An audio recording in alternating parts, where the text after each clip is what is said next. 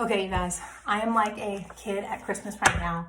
So pumped to show you this new history unit.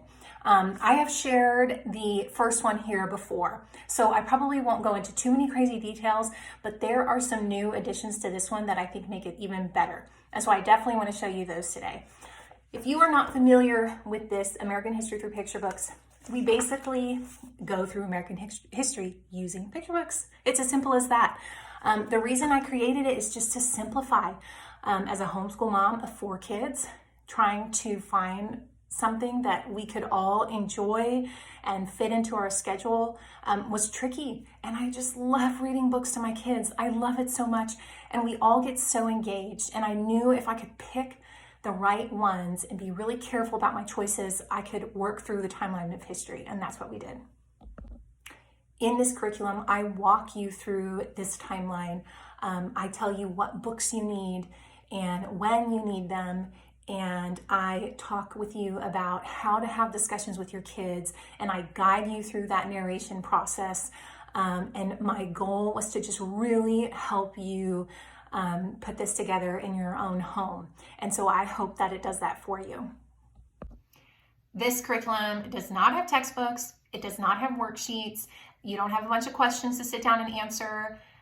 It is literally just snuggling up on your couch with your kids and reading great books. So if that sounds like something that's interesting to you, stick around. I'm going to show you some of the features in this part 2.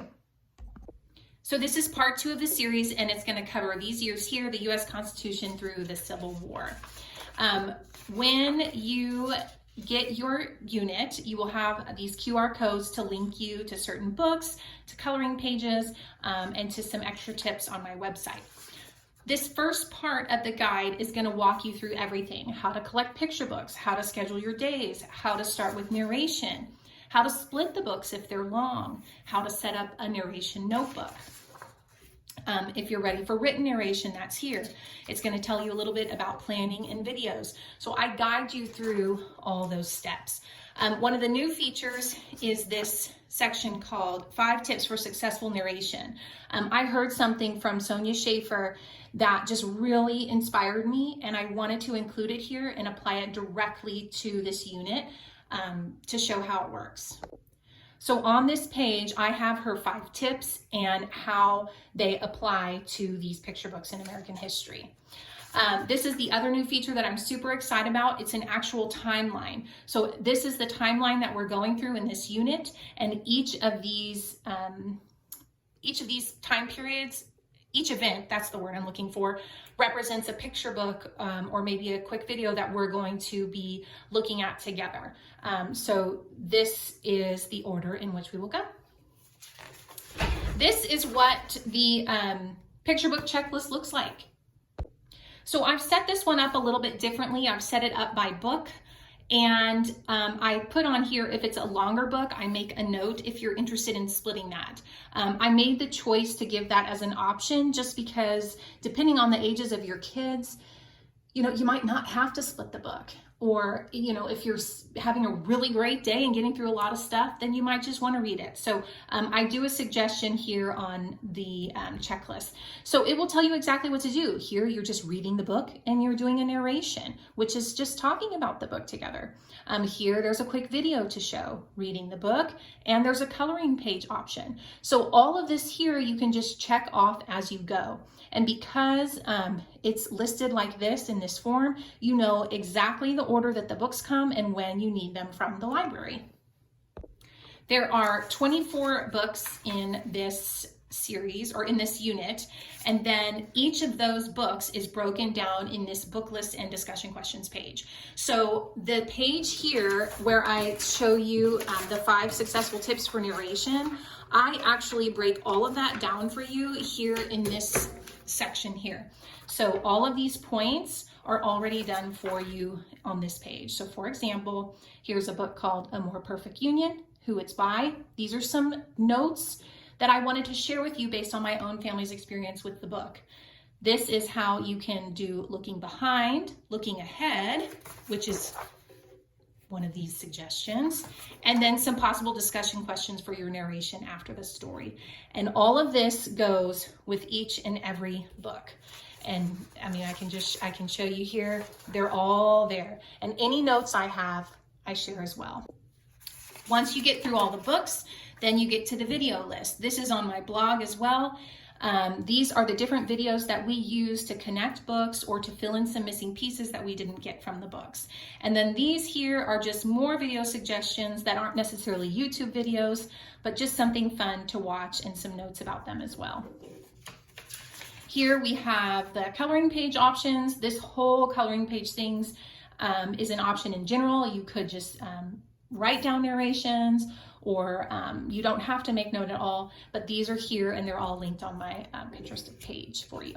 Then, when you finish the 24 books, if you feel like you want to take the learning even further, there are some books that I thought were really interesting but didn't quite fit in the timeline. This is what we are currently working on right now. We finished our checklist. We still have some time in the towards the end of the year. So in the morning, we just pick one of these books and we read it together as a family. Okay, I know that was fast, but hopefully you got to see some of the new features in this one, which I'm really excited about. Something I want to share, sometimes I would get curriculum before in the past, and when it had a bunch of books to get from the library, it would kind of be overwhelming trying to figure out which ones do I need, when do I need to get them, and that sort of thing. I'm hoping to eliminate that worry in this unit. I tell you exactly the ones that you need and when you need them, and then you just go in that order. So I'm hoping that that can kind of set you up for success and really relieve the stress of collecting certain books. You know, seeing books like this on my shelf just brings me so much joy, knowing that that's how we're learning together, and all of my kids can get included, from my little bitty ones to my big ones. One more thing I want to mention is the simplicity of this. I know might worry some. You might be thinking, well, how do we have an assessment or something like that? In your discussion, that's your assessment. That's how you figure out what they get from these stories, from their narrations, from what they tell you about the books. I quizzed my kids today to prove this, to kind of share a point with you. In January 30th, as a matter of fact, we read this book, The Amazing Impossible Erie Canal. It's a beautiful book. I think I shared it on here before. It's by Cheryl Harness. Today, without warning my kiddos, I asked them if they could remember anything about the Erie Canal. And I thought I would share it with you to just kind of show you how powerful these books are. Okay, I made some notes really quickly, let me tell you.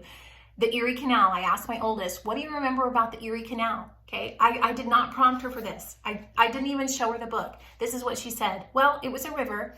They dug it and filled it with water. People could ride on it. They wanted to trade goods, and it was pulled by horses. Okay, that was her telling. My other daughter, she's about to be 8. She was in a completely different room, didn't hear anything. And I asked her, what do you remember about the Erie Canal? This was from January. My 7-year-old, almost 8-year-old says, well, it was a river thingy that pulled people. It was for trading and horses pulled it. No worksheets, no textbook, just reading good books, good, engaging, beautiful books, and talking about them and narrating and having discussions about them. That's what it took. The last thing I want to share with you is an example of some of our narrations so that you can kind of see it. We did most of our narrations orally, just by talking about it. I could hear what they had to say and we could have discussions. But there was a handful, maybe 10, that we actually made some notes and kept them in a binder. So I'm going to do a quick look through of that so you can see, and then I'll leave a question box if you have any questions. Okay, so we'll take a quick look at this, but I want to let you know that in my guide, I show you how to set this up and give you 4 different options, from like super simple to a little more time consuming. So here is just some examples of the ones that we did. I shrunk the pages, my kids color them while I read, and then this is my oldest, she writes her own narrations, but my younger ones, here's Erie Canal. That's probably why they remembered it, because we had a narration for this. But this one is my oldest, she writes her own. My little ones, I usually will write for them, but you can see all of what we learned in here. Okay, thanks for sticking around and listening. I'm so excited about this. I just so hope that more families can enjoy reading great books together as a family and just really reaping the benefits of it. I mean, it's just such a beautiful thing. It's so, it's just such good relationship forming education. I just love it so much. And so I hope that you can have that as well in your home. If this simplicity makes you uncomfortable, because I get that. It's scary. It's scary thinking you mean I'm just going to rely on this one book to teach my kids education? I understand that. I have felt that before. I don't now because I've experienced it, but if you are feeling that, this guide would be a great way to supplement some type of text that you're comfortable with. So if you have some type of textbook or a spine that you really enjoy, but you want to add more picture books to that, you can. They're all listed right here, right in the order, and you can pick and choose the ones that you like.